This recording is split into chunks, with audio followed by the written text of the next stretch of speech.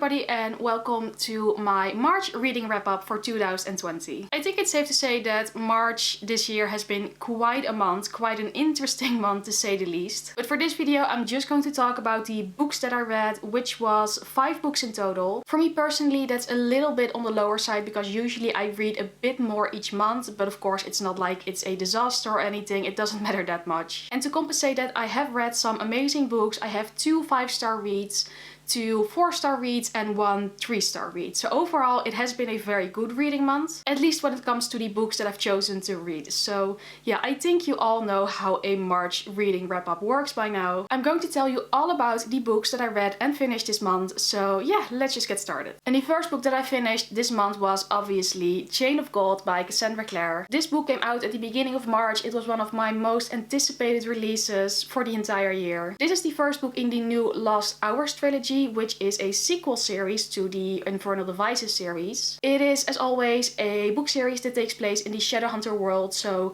a world where some people are Shadowhunters, they hunt demons, and there are also downworlders like werewolves and vampires. It is always very exciting, very adventurous, and there are lots of amazing characters in this entire world. If you want to hear my thoughts on all the other Shadowhunter books apart from Chain of Gold, I have an entire video about me ranking and reviewing every single one of them. So a little bit of self-promo, but link down below in the description box if you want to hear more about my thoughts on the Shadowhunter world and all the books. But Chain of Gold is the newest release. As I said, it is the sequel to the Infernal Devices, and it actually follows the children of the characters from the Infernal Devices. It is historical, so it takes place in Edwardian England in London. Apart from that, I cannot say very much, of course, since it's a sequel series, so I cannot say much about the actual plot. What I can say is that I really enjoyed it. I really loved it. It was so nice to be back in the Shadowhunter world and to be back for a new adventure with new characters. But what I liked with this one is that you already know the characters a little bit because of course you know the parents. But I had also read the short stories of the Ghosts of the Shadow Market and Tales of the Shadowhunter Academy, which also gives you a little bit of insight on our new main characters. What I enjoyed so much about Chain of Gold is that it really felt like this book took the Shadowhunter world and just the world in general to a next level. The world felt so much bigger,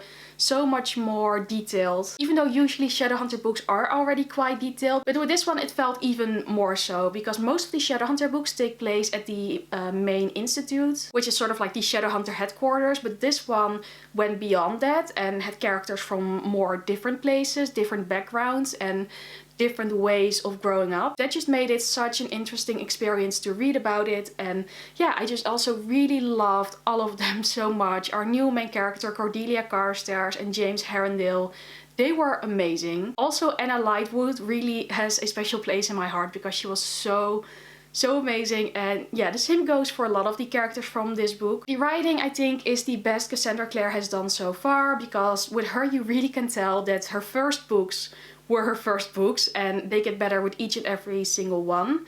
And yeah, Chain of Gold was just such a pleasure to read. Again, a little bit of self-promo, but if you want to hear more about my initial spoiler-free thoughts, I have an entire reading vlog dedicated to reading Chain of Gold. And if you already have read the book, I also have an entire video review and discussion about it, which has spoilers, so you can only watch that if you have already read the book. So you can watch those again down below, everywhere, links everywhere. And then one final thing I want to say, because I know people are going to ask, you can read Chain of Gold without reading the Mortal Instruments series, but I do really recommend to read the Infernal Devices series. Otherwise this one won't make a lot of sense. I mean, you can still follow it. You can follow it if you put your mind to it, but I really would not recommend it to read this one without reading the Infernal Devices. But the Mortal Instruments and the Dark Artifices, I guess you can skip those. It doesn't really matter since chronologically this one takes place before them. I mean, it always adds a little bit more context if you have read those books, but you really don't have to in my opinion. And yeah, this one was 5 out of 5 stars because I really loved it.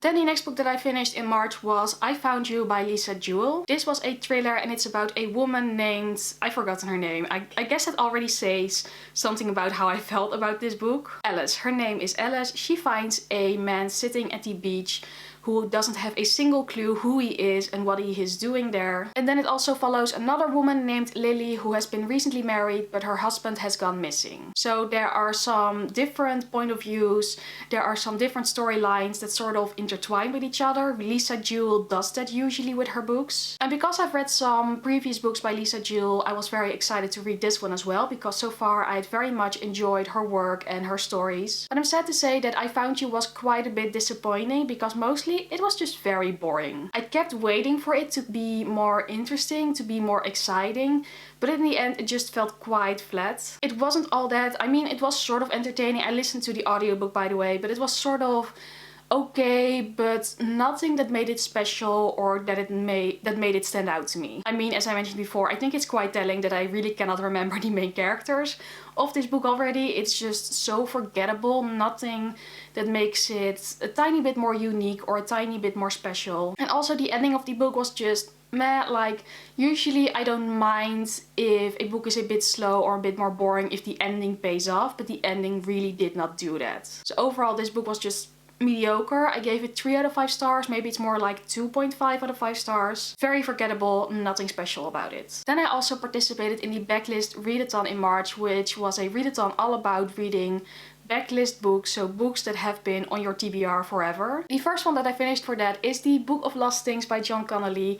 I finally read this book. It has been so long, but it finally happened. So the Book of Lost Things is about a young boy named David. At the beginning of his book, his mother has just died and his father now has a new wife and a new son, and he feels very much abandoned. But he really loves reading and he feels like his books are starting to talk to him, and he sort of gets drawn into the stories a lot more than he had anticipated. So this book is mostly fantasy. It is sort of very weird because I would describe it as middle grade for adults. Like, someone said it to me, I didn't come up with that myself, but it is, yeah, sort of interesting because for a lot of it, it's very much inspired by fairy tales, but with different versions of fairy tales, and yeah, not necessarily very nice versions of fairy tales. It is more brutal and gruesome than I had anticipated because yeah, I guess some fairy tales are quite brutal, especially with like the original ones and not the Disney versions, you know. And this one takes that and it makes it very interesting because it also is sort of episodic, this book. There are different adventures with, of course, the main storyline, but there are definitely different parts to it with different elements of stories. And I thought that was so creative and so clever and such an interesting concept for stories or like an entire book. And I really enjoyed that. So yeah, it was quite an adventure and it was interesting to read like a book about fairy tales and stories like that when it's not really middle grade.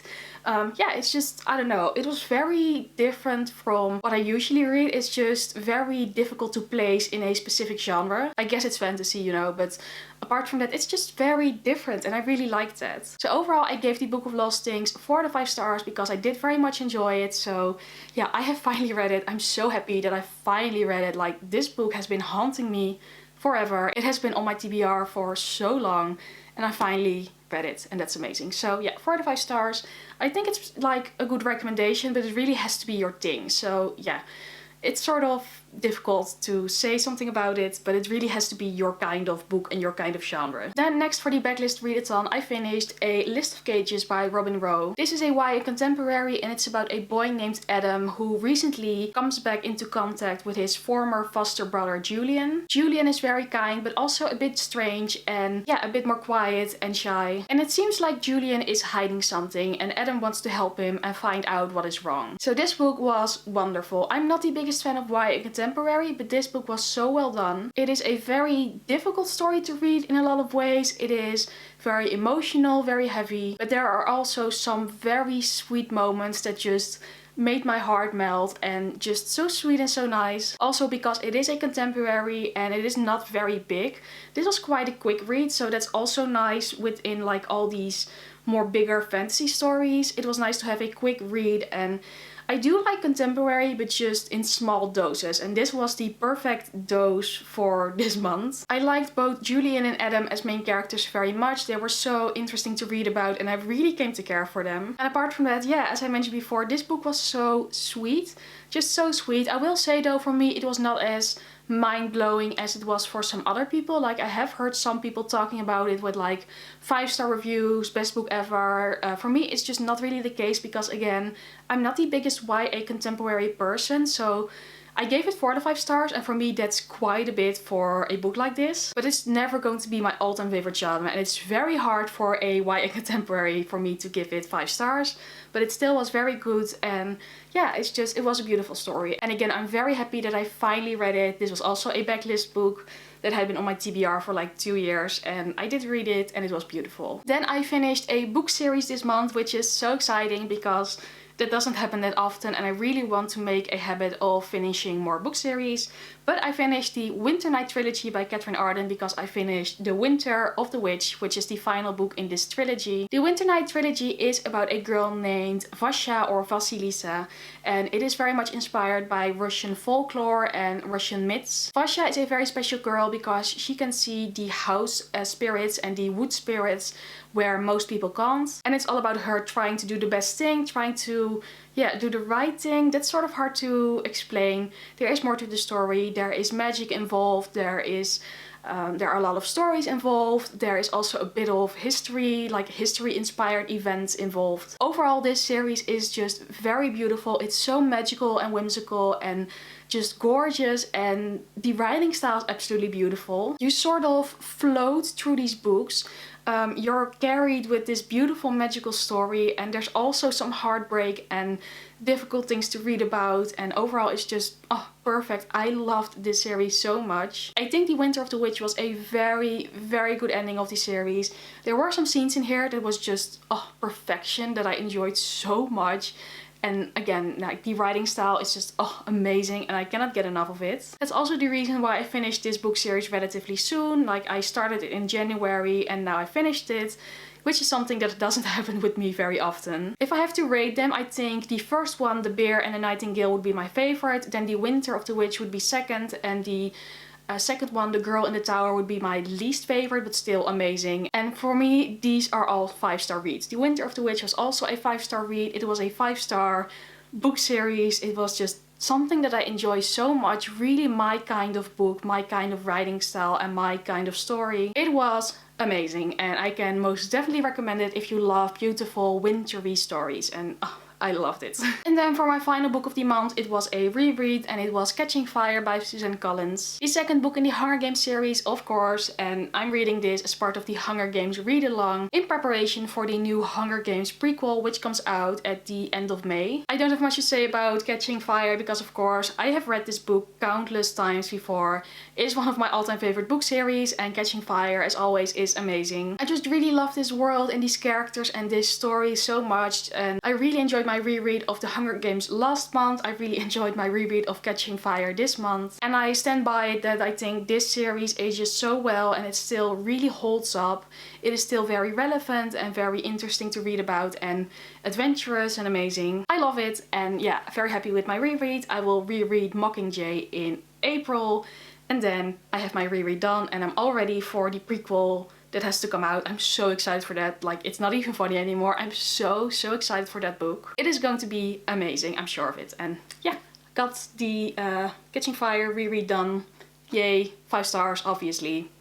Yeah, so like it's 3 5-star reads this month. I didn't count right. Also, it's 6 books that I read this month. I said 5 books, it is 6 books because of course I don't own I Found You by Lisa Jewell physically, so I miscounted that. It is going great with my reading wrap up, as you can probably tell. And yeah, that was it for all the books that I read in March, and overall I was pretty pleased with it. And of course, now in April it's the Owls Magical Readathon, which I'm so excited about, so I'm very sure that April is going to be an amazing reading month. If you want to know about the books I'm going to read in April for the Magical Readathon, again, link down below in the description box. I know, so many self-promos in this video, but yeah. I do really appreciate it if you watch some of my other videos. But this was it now for this video, and if you liked it, maybe go subscribe or give it a thumbs up, of course, if you want to. But as always, I would really appreciate it. Let me know about a book that you read this month that you really loved, or maybe didn't. Just a book that you read this month that you want to tell me something about.